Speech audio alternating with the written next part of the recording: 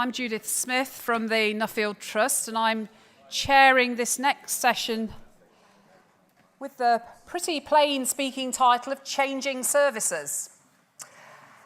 And I was just reflecting that yesterday, if you can remember back to yesterday morning, which feels quite a while ago now, do you remember when David Dalton was with us and Mary Dixon Woods and others? And I think what stuck with me from that session was about the importance of actually sensing the problems, working out sometimes what's actually wrong, perhaps, or not working as well as it could with services. We talked about having the humility and determination to get on and sort those out within organisations. And then yesterday afternoon, I think it was early in the afternoon, we were thinking about the sheer complexity of the system that we've had bequeathed to us from the recent reforms, and then how difficult it can be to actually bring about significant strategic planning or change, just almost like that who's in charge sort of question. And this morning, with Gus O'Donnell and Sarah Pickup and Julian Legrand, we were exploring some of those issues about how those perhaps at the very centre of political power sometimes do make efforts to reform public services. But in this session, I think we really want to do some of the... I was in a session yesterday when we talked about lifting up the bonnet of organisations, but also just thinking really practically, how do we actually go about changing services, if indeed they need to be changed? And I think we need to bear in mind sometimes it's about just consolidating and sustaining really good services, but if they're not working, to change them in some way. So I'm going to have 4 different perspectives in this session to help us think about this. First of all, in just a moment, Tim Kelsey, who's National Director for Patients and Information at NHS England, is going to talk to us particularly about the role of patients and indeed data and how those can be used to really shift some of our thinking about how we change services. And I think, was it last year, Tim, you spoke to us on a similar theme, or 2 years ago? I can't remember. But again, I remember you were making that challenge. I think you're going to reflect a bit on where we've come to in that past year. Then we're going to hear from Michelle Mitchell of the MS, the Multiple Sclerosis Society. Michelle's the chief executive there. She's been there a relatively short time, before which she was for quite a long time the Director General at Age UK. But she's going to very much be reflecting on actually the role of charities, of patient organisations, what it feels like for them to both respond to the needs of their patient and carer groups, and to try and use that insight and intelligence to influence health and care and indeed other services. Then we'll hear from Tom Hughes-Hallett. Tom is chair of the Institute of Global Health Innovation at Imperial College. He's also recently been appointed, I think, as chair of the Chelsea and Westminster Hospital NHS Foundation Trust. But today he's going to particularly share with us work that he's been involved in through one of his other roles, which is about working with communities in Essex in quite different ways when thinking about how to change health and social care services. And then finally, we'll be hearing from Stephen Lewis from Saskatchewan in Canada. And Stephen's a professor of health policy at Simon Fraser University there. And he's going to challenge some of our thinking about generalism as opposed to specialism. How much perhaps are we organising our systems sometimes too much around perhaps the interests of getting ever more specialised, interesting services for doctors and others, as opposed to the needs of people with multimorbidity, which might need us to think quite differently about, so what we sometimes call generalism. So looking through some different lenses at how services might be sustained or indeed improved and changed. So that's enough from me. I'm going to welcome Tim Kelsey to give us our opening presentation. Thanks, Judith. Essentially my thesis is that the data revolution that will secure the future of the health service is already happening. And it's happening out there in a myriad of different ways. And the question for everyone in here is whether we obstruct it or whether we enable it. And if we don't start enabling it pretty quickly, I think the consequences for our health service will be tragic. But whatever we do, we're not going to stop the social movement that's already out there engulfing our public services. And we now need to address ourselves to that issue. And this came home to me, again, you know, it does, at the Expo last week. I don't know how many, sorry, this week, Christ, it's been a long couple of weeks. The Expo this week, where I was privileged enough to be one of the people handing out awards for excellence in participation to some amazing people who have just been getting on with it, frankly, without us providing them with much help at all, as we sit in rooms like this. And they've been getting on with taking better use of technology and data and just improving people's lives, you know, in small but really meaningful ways. And I just wanted to show you one example just before we get into the kind of the principles and the policy of one of the awards that was provided, because it just reminds us that we have to ourselves move quickly now to address ourselves to this social movement I think is already underway. So could I just ask if you could show the short clip? It's only very short, thanks.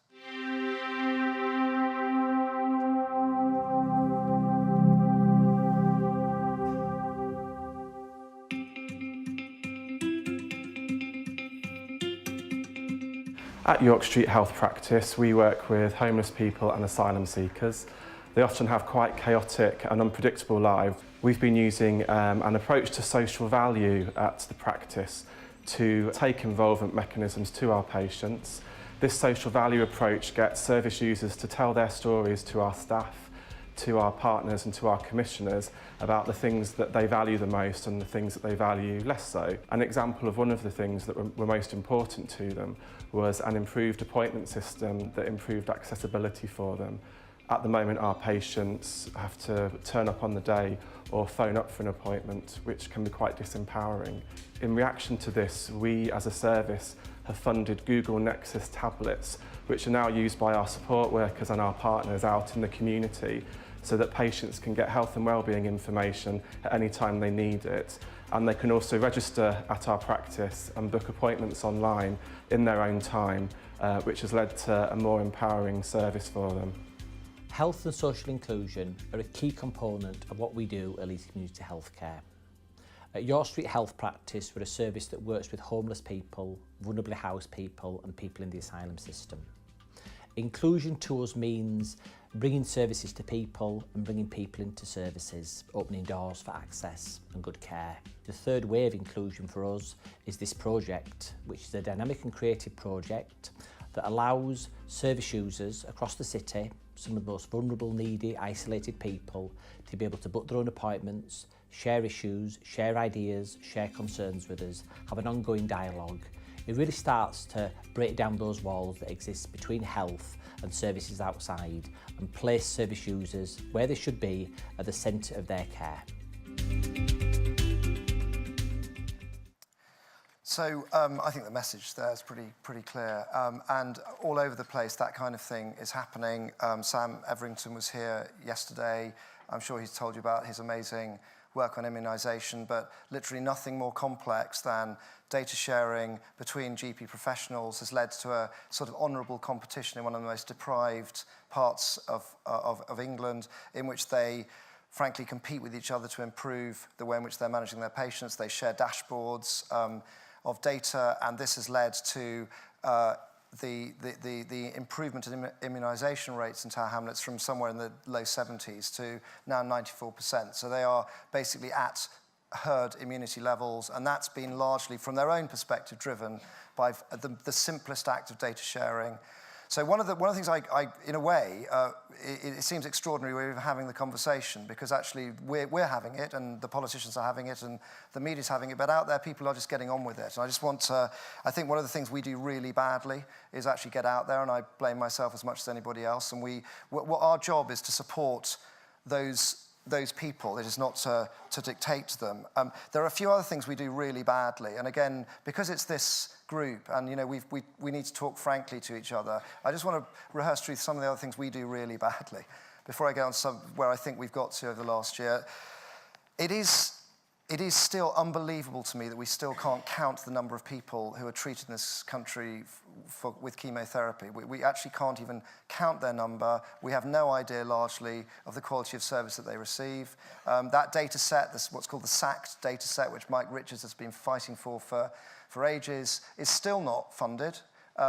We still have a relatively low level of compliance with provision of that sort of data from hospitals. That's my responsibility as much as anybody else's, but that's just a fragmentary example of an information infrastructure which is so far from fit for purpose it is frankly misleading for us to suggest that we can commission or provide services based on quality as things stand. And we'll get to care.data in a minute, but we ought to reflect on the fact that very little has meaningfully happened for the last 15 years, and we've all been in this room for the last 15 years having a conversation which hasn't, at this stage, taken us very far. So it's just a reflection. I'll get more optimistic in a minute.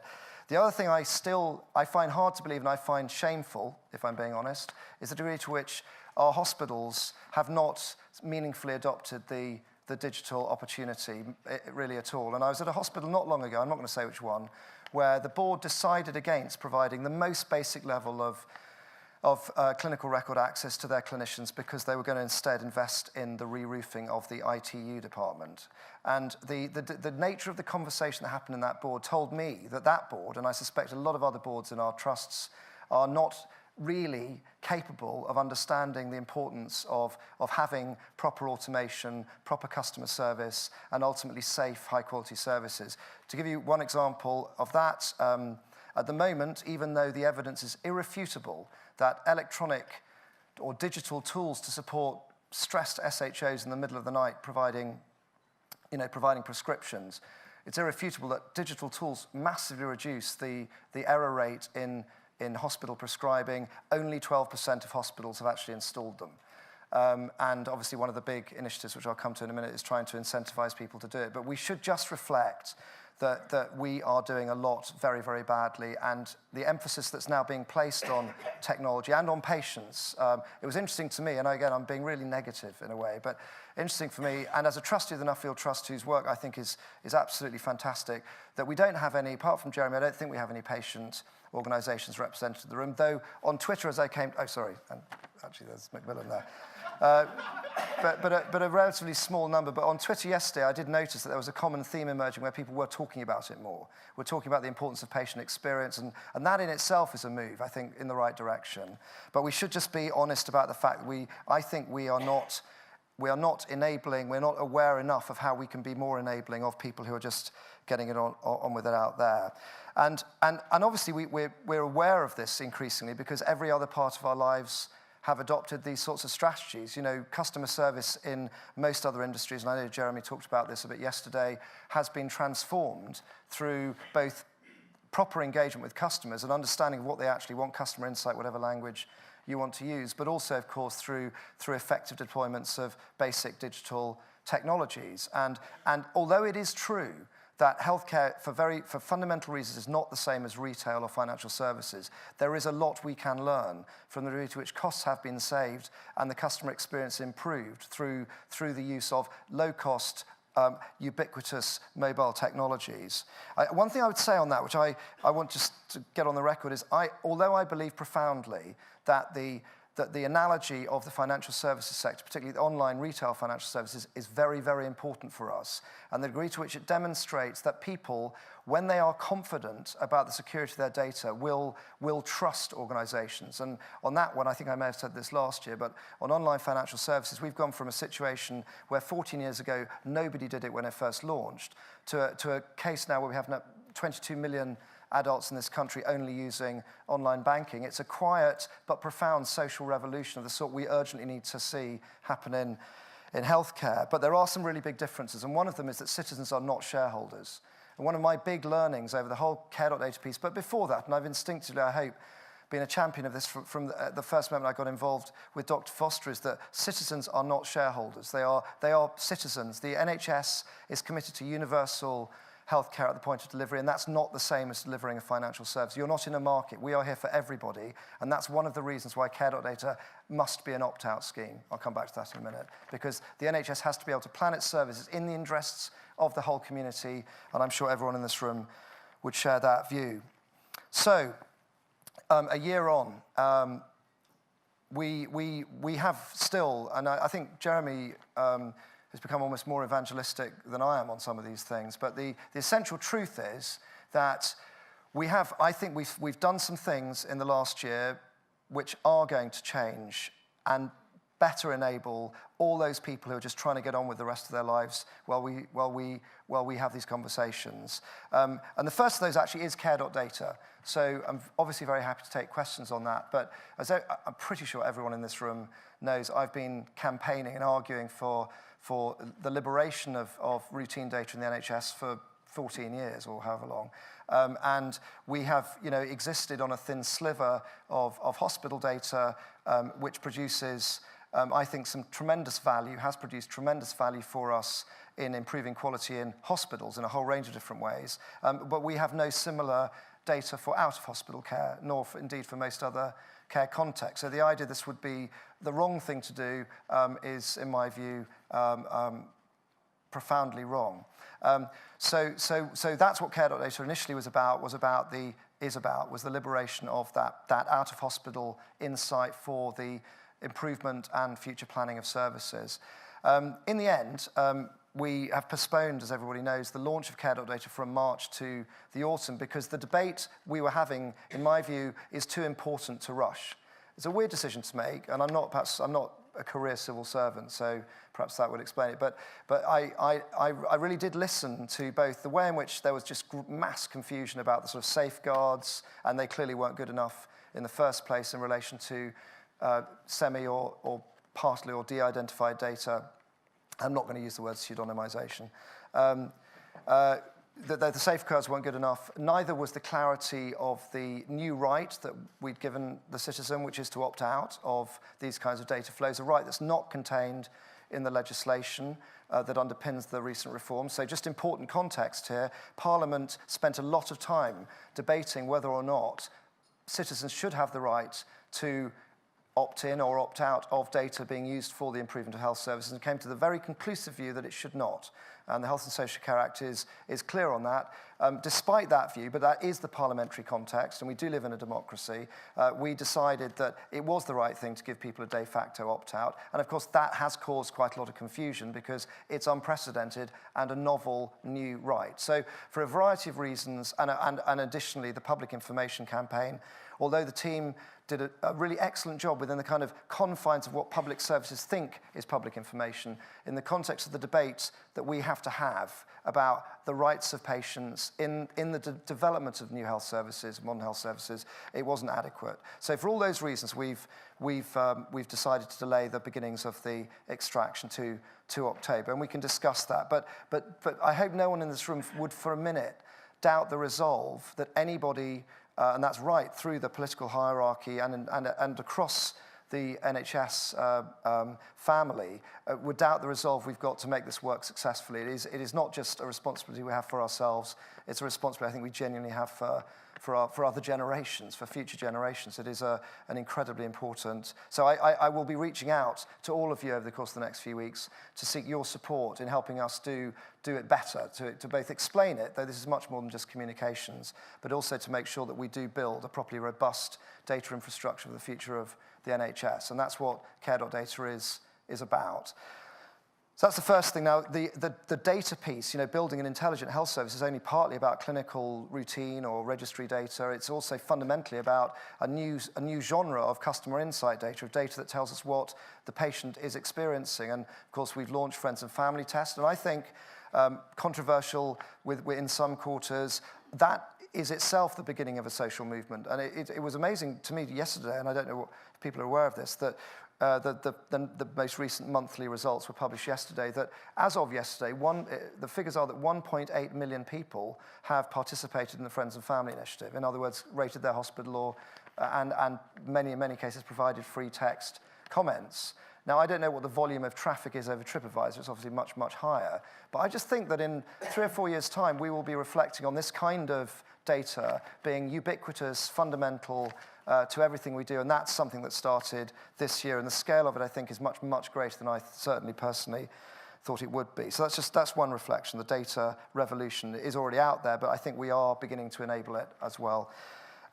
Another reflection is to do with the vital importance of giving people proper control over their own destiny and over their own data. So this is all about, the online records access commitments and so on and so forth. And again, from April, there is now a contractual obligation on GPs to provide their patients with online access to records when they wish it. That's a completely new context. It's not a DES, it is a contractual obligation, and actually the GP community has worked with us really well on that particular policy, and I think it will be confusing for people to start with. I think people will wonder what the point of it all is, but my prediction is that by the time we have this conference next year, there will be millions, a small number of millions of people who are actively engaged in downloading and getting value from their online records. And I think we'll feel in a very different place by that point. But again, that's something that's happening now, and I think it's a really important, and just a reflection there too, in this context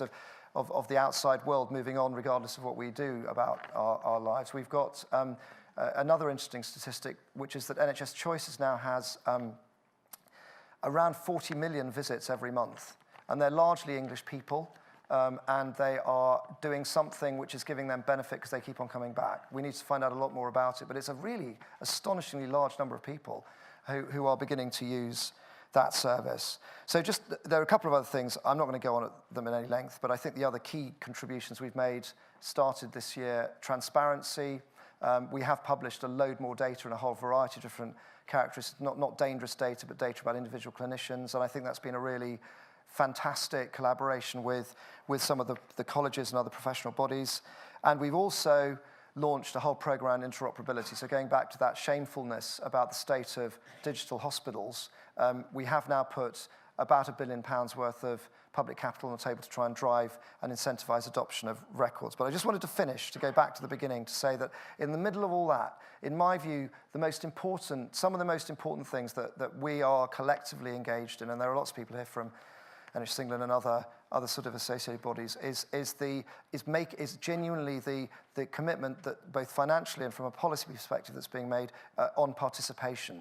So whether it's personal health budgets, and that may have escaped people's notice, but we've just made a massive new commitment to personal health budgets, and you will see that start to become increasingly a visible program over the course of the next year.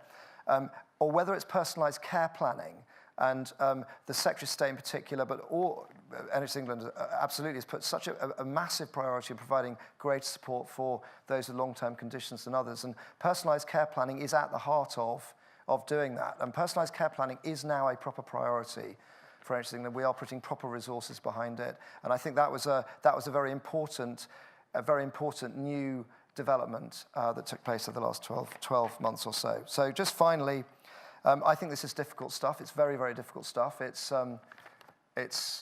tiring for me and for everyone else, but it's difficult, and but that shouldn't make us shy away from it. We are on the threshold of something fundamental. I think we've already started it. It may already be irreversible, but thank you for all your hard work. Thank you. Thank you, Tim.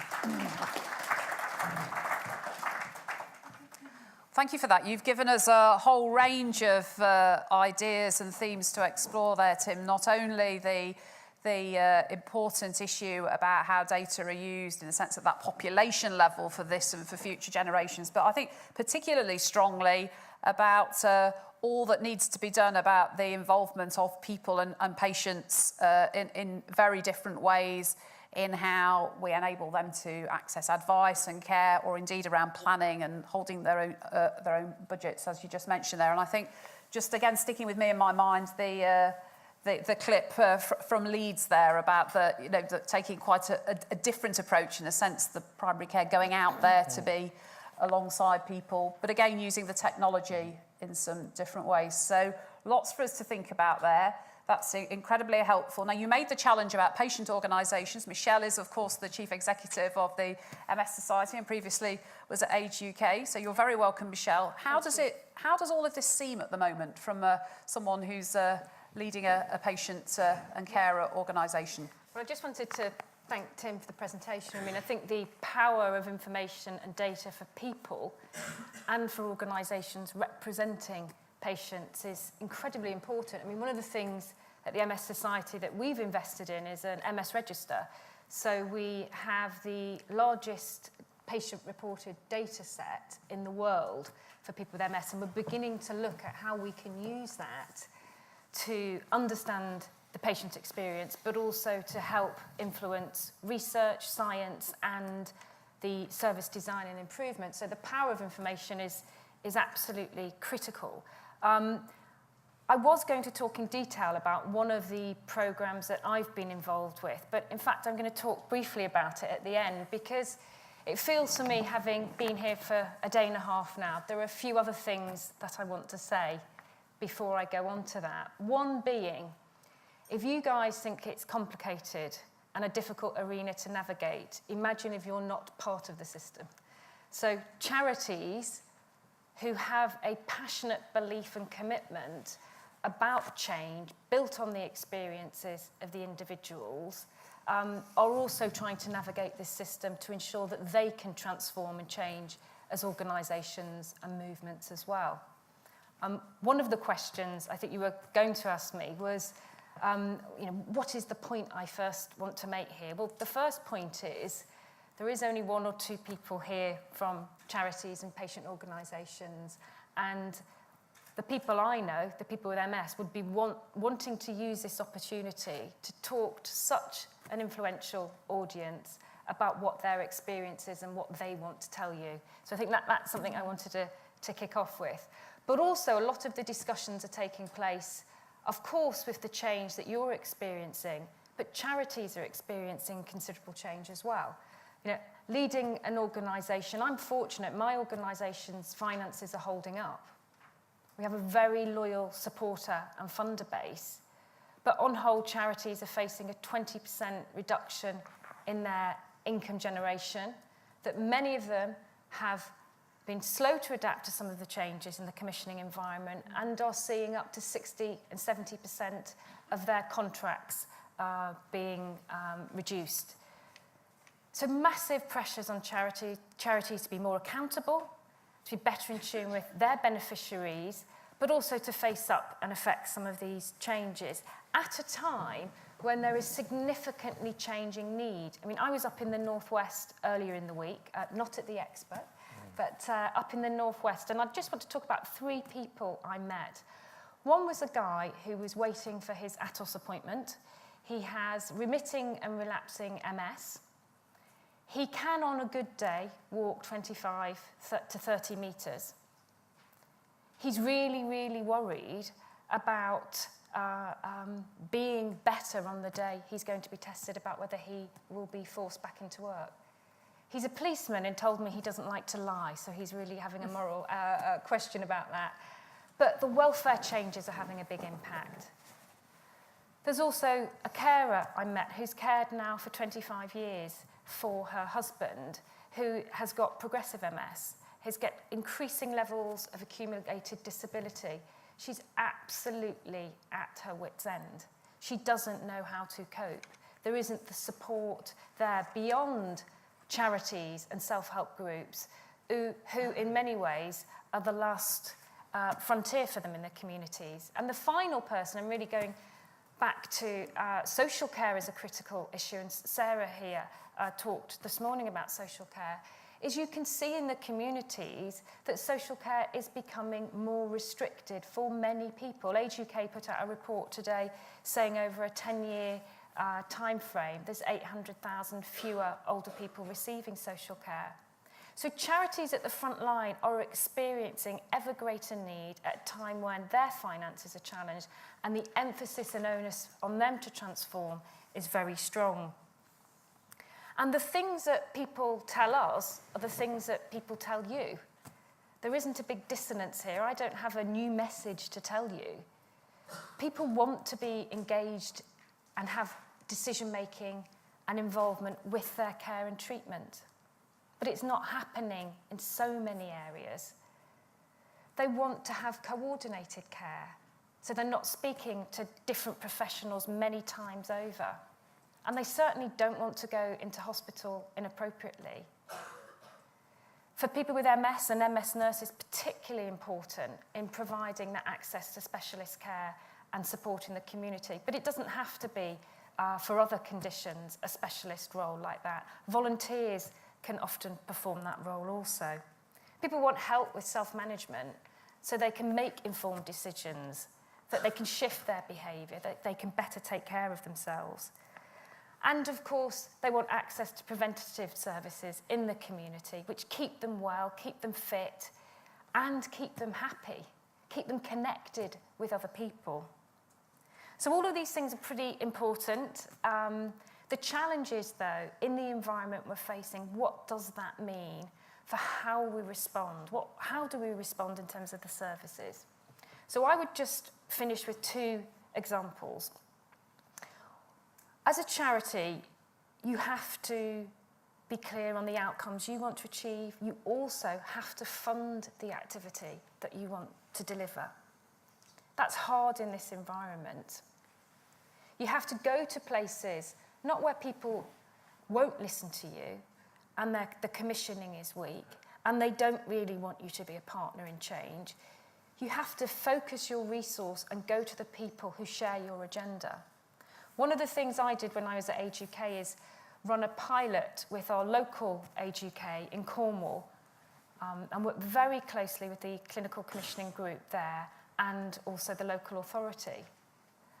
And that took us, at the time, an organisation had provided services to older people for 60 years to think long and hard about what we were doing. We were providing services on information, services on emotional support, benefit take-up. Perhaps if the local authority was commissioning us, some exercise classes. All different strands of activity built around the funding that we could provide. To change our model of care at Age UK at the time, what we started with was saying, what does the individual want? What does the individual need? For the first time, we had a defined population. Rather than anybody coming through our doors, we said, no, we will focus particularly on those people that were most at risk of going into hospital inappropriately. And we worked with the GP surgeries in the area to have risk-stratified data, so we had a defined population.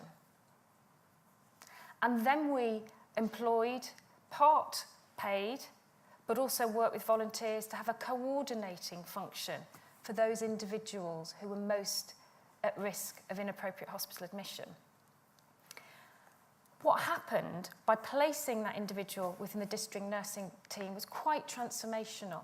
We began to wrap around not only the clinical care through the GPs and others, through the nursing team, but also to say, what support do you need? Hooking people into the benefit advice that they needed, hooking them into self-help groups. With the pilot we ran, we found within a year we're making 1 to 4 savings and people are 20, 30% happier in terms of the quality of their life. We didn't change a lot, but those small changes were transformational. Where it doesn't work, and I'm picking up some of my experience at the MS Society, is where you go into communities and try to talk to commissioners, and they do not know their own data sets. They do not know that the main primary reason there's an inappropriate hospital admission for people with MS is urinary tract infection. And they're not interested because of the pressures they're under financially, huge amounts of change, in looking how you can redesign services to deliver better outcomes at lower cost. And so you have a hugely variable experience, but the optimism, I think, is something we need to finish with, because small changes can make absolutely transformational change to people's lives, and I believe strongly deliver higher quality at a lower cost. And you must see the charity sector as being a potential partner, but we are not you, and we do not understand the system in the way you do. And we need your help, support, collaboration and partnership so you can get the best out of us. Thank you, Michelle. That was really powerful and interesting. And really strong resonances as well with the themes around data sets and again, but also that predictive work in Cornwall, really trying to understand what the needs are, but that partnership then of yourselves with the local professionals and managers and others. And I guess that sense as well of avoiding not just being driven by where the funding happens to be for what may be outdated or inappropriate services. And just not to forget, I think that really helpful insight as well into how it is for charities at the moment, that it's a time of austerity across the piece as well. So thank you for sharing that. Now, another thing you mentioned was actually about, I wrote it down here, people wanting engagement with their decision making and treatment, and that theme of engagement I think is one absolutely that Tom, you're going to pick up for us about work you've been involved in Essex. Thank you. Well, I'm a slightly unlikely anarchist in this respect, as I'll explain in a moment, but 15 months ago I set off on a really interesting journey, ably assisted by Martin Bardsley from the wonderful Nuffield Foundation, to look at a county of 1.7 million people who had had the courage to recognise that the system was no longer sustainable, either in healthcare or social care. And not just to recognise it, but to state that publicly. I think what they'd failed to realise was that it was probably the lack of sustainability was even closer than they predicted. At the time, they were worried about the financial year 2016-17, but I think many of us in this room now think the lack of sustainability is within 12 to 18 months. The principal task that I set out on was effectively to, I hate jargon, and my current bête noire word is integrate. It is very typical, I think, of policymakers to always use words that describe systems rather than people. And when I heard that Essex was applying to be one of the new integrated pilots, I prayed that they would fail. And indeed they did, and the feedback was that they were over-ambitious in what they were going for, which I thought was a fascinating piece of feedback.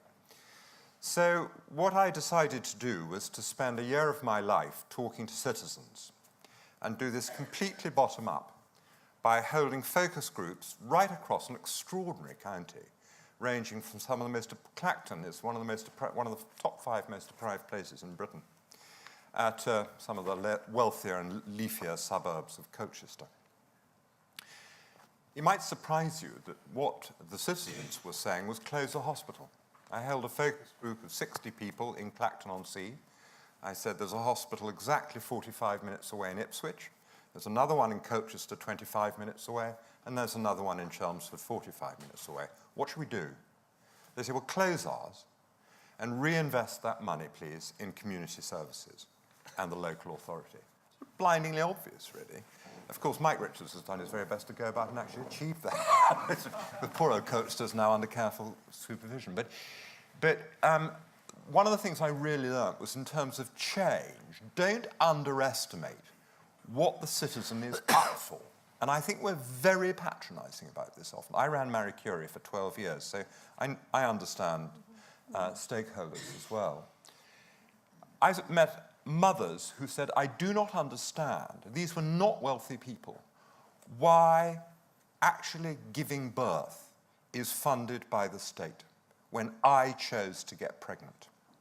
While the man with dementia in the next door house to me, who is scarcely capable of looking after himself, has had his social care withdrawn from him because the value of his house lifts him above the threshold, even though he's got no cash. There was a third glorious moment when I presented to the people who were funding the commission. I arrived in a T-shirt which had written across it little acts of care, and local authority and health and wellbeing boards normally wear ties, and even the ladies. And Little Acts of Kindness is a charity that has been started as a direct result of the commission, because I've wandered around the county saying, you don't need permission to make change. No one can stop you making change. So I arrived to give my report on how I was getting on, and the council said, what's this T-shirt all about? I said, well, I've just launched this charity in Canvey Island. And they said, well, that's wonderful. What are they going to do? And I said, well, they're going to go round. They're going to identify the single most vulnerable people in their community as volunteers. And they're then going to help them receive health and social care and signpost them to the appropriate services. And if the state doesn't provide that service, they're going to find someone who does. They said, that's fantastic. I said, well, I just want to ask you a question. Are you worried about the fact you've now lost total control? You can't commission them because they don't need any money, and they certainly don't want it from you. You can't regulate them, and when someone dies as a result of their intervention, it may be rather embarrassing for you. And they paused. And then I quoted William Beveridge to them from 1942. The state, in organising security, should not stifle incentive, opportunity, and responsibility. In establishing a national minimum, it should leave room and encouragement for voluntary action by each individual to provide more than that minimum for himself and his family. Some of you may be familiar with the work of Ivan Illich. He can be controversial. I love him, actually. In 1975, he said that society which can reduce professional intervention to the minimum will provide the best conditions for healthcare. And actually, I believe passionately in that. And throughout the work I've done in Essex, which is now being implemented, I have used to the public the analogy of a car. And if you want to YouTube Hughes Hallett, you'll see the piece the BBC did. It's just about 3 minutes on this, but it's me driving my car into a garage. My children said it would have been better if I'd taken the mum's car, which is a Fiat 500, rather than my rather shiny Jaguar, which doesn't suit anarchists very well. But my basic principle was that as citizens, we're very happy to look after our car. We're very happy to take it in for an MOT. That's not a problem. We're very happy to make sure that we have AA coverage so that when we break down at 3 in the morning and need urgent care, we can access it. But the problem is we've been conned by the state since 1948 because the politicians keep telling us that healthcare is free at the point of delivery. What they don't say is the truth, which is that some healthcare is free at the point of delivery. And once you accept that not, and by the way, only if you need it. So having worked in the voluntary sector for 12 years, I know that there is this terrible confusion. And that is what the state has got to be honest about now. So the 2 core recommendations of our commission were, firstly, that there should be a new contract between the state and the citizen, where the state sets out honestly what it is going to make available. In 2011, having been asked by Andrew Lansley to write a commission on the financing of end-of-life care for adults and children, Professor Sir Alan Craft and I published a list of what the state should fund in end-of-life care and a list of what it shouldn't. And I was very unpopular with Cruz because I said that bereavement should not be funded by the state. Because if you fall off the operating table in a hip operation, you don't get bereavement support. So why should you get it just simply because you're going through the act of dying? It's controversial, but there isn't enough money to do everything, and we need to be honest about the basic clinical care that the state will fund, and then recognise that wonderful organisations like yours can help provide the rest with the astonishing amount of philanthropy that exists in this country. Don't let this lady depress you too much about philanthropy. It is still at very high levels, and I believe will grow. And that is why, very shortly, we're going to launch an international master's program at philanthropy inside our and my institute to make sure that we can really help the state by bringing philanthropy and healthcare much, much closer together. Citizens, on their part, have then got to take on the responsibility for their own healthcare. And no one in Essex voted against that. When I went round the whole of Essex talking about this, everyone said, we are responsible for our own healthcare. It's just that we've forgotten it. We think our GP is. The second part of this is really how we're going to mobilise communities to provide that support. And there are some fantastic examples of that going on elsewhere in the world, not least in the developing world. But in the developed world, I encourage you to look at the work of Professor Alex Haddad, who's become my great friend, and who runs the Institute of Innovation in Toronto. And he's doing work in Barranquilla in Colombia, and has already done it in the Basque Country, where one volunteer looks after 600 households and is effectively their public health and social care advisor and spots the vulnerable people. And in Barranquilla, each household in a city the same size as Essex has been given a tablet to enable them to put in their own data, which they own and input, which is they then share outwards to the clinicians and people who are providing it to them. So my last point, thank you, that's actually the chairman ringing me. My last point, I turned this off, it's miraculous, sorry. It's my wife. My last point is really to Tim, which is data is crucial. And this has been a big part of what we've said in Essex, which is unless we can uncomplicate the data message, because I think the problem with the data message, it's got so complex. There's research, there's integrating your data, my least favorite word, but I'm up for it with data. I think it's going to take a crisis to make this happen, and the crisis may happen in Essex. And I have warned Jeremy Hunt about this, I've warned Nick Seddon, I think he might even be in the room about this. At this moment in time, there is a time bomb ticking, which is that the fire service cannot receive from GPs the data about who is most likely to die in the event of a fire, because it's secondary data. So right now, the fire service want to monitor the people in Essex who are most likely to die in a fire. But all they get is sophisticated maps which show you where the most vulnerable people are, which I'm afraid, in my view, are a total waste of time. You've got to know who the individual person is. And that's why, in Essex, we're going to become anarchists, and we're going to do it ourselves. Well, thank you for that. It's not very often I chair a session when we're talking about anarchy in quite such a upfront manner. But I'm particularly taken, Tom, from what you were saying about this. Don't underestimate what the citizens are up for. I think that was a really powerful message from that sustained work and focus group work, and actually just going out there and finding out what people actually want. And don't tell us what to do. I mean, when Lamb stood up and announced that he was going to start creating these volunteer groups last summer, you could hear a pin drop in Essex. They were so angry. They said, we decide whether to create volunteer groups. We're not going to have the state telling us to do it. Yeah. So thank you for that. And also, I think that point about little acts of kindness, because that resonates with what Michelle was saying about actually it's often relatively straightforward things, but it's the right things that people actually want that end up really making a difference for them. So I'll remember that as well. That was the logo on your T-shirt, I think, wasn't it? I'll give you the T-shirt. It's a bit small for me. As well. You should have come in a T-shirt. Yes, that's right. Perhaps all T-shirts next year at the summit. That would really show significant change, wouldn't it? That's right.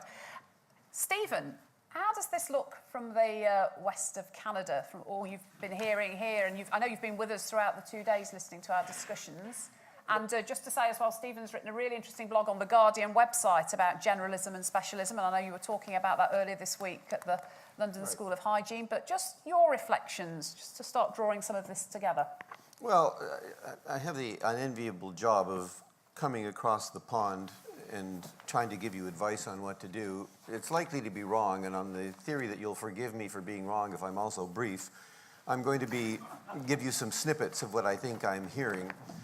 It was a wonderful coincidence that Andy Burnham talked about generalism yesterday too, as a possible solution. I'm not so sure we have a consensus on what generalism means, but I think following from your point as well, the whole notion that while we have a narrative of scarcity in healthcare, there's also a growing reality of superabundance when you read the literature that healthcare is a risk factor, and specialization in particular is a risk factor. So when I heard the story about the woman in Oxfordshire who had 6 and then 9 consultations with consultants in a short period of time, I think her risks of harm go up exponentially.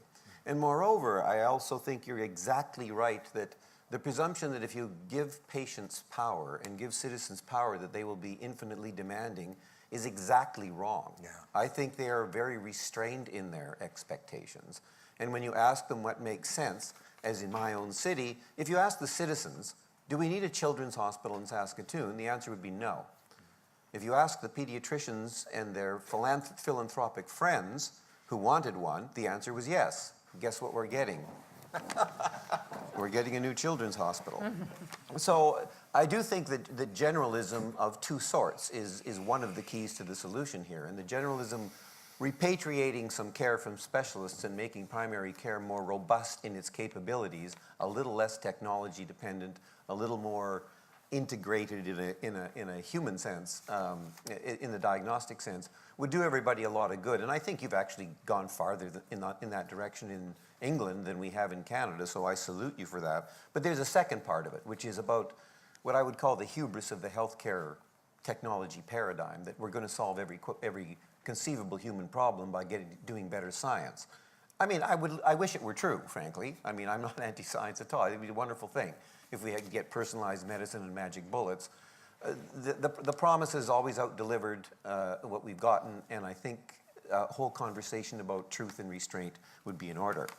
And that leads to a couple of other things that I think are important that I heard. The primary care system, in a nutshell, should be organized and designed around exactly the kind of people that Sarah Pickup was talking about. If a system is good enough to have a comprehensive, coordinated, yet simplified and easy to navigate journey for people like that, it's going to be good enough for the rest of us. We tend to organize it for the rest of us because most systems, because the middle class has all the political power, are organized for the middle class. But frankly, we're not the problem, unless we're unlucky. The problem is the chronically ill, the frail elderly, and marginalized people with complex disorders, some of which originate in mental health. So try to be good enough for them, and you'll be fine for the rest. There's a lot of conversation about data, and again, you guys have so much more data than we do. We're an international embarrassment in terms of the timeliness and quality and relevance of our data. But I would say, and this I think falls from Tim Ferriss's presentation yesterday, ultimately healthcare is very transactional, and clinicians are the ones who are going to improve it or not improve it.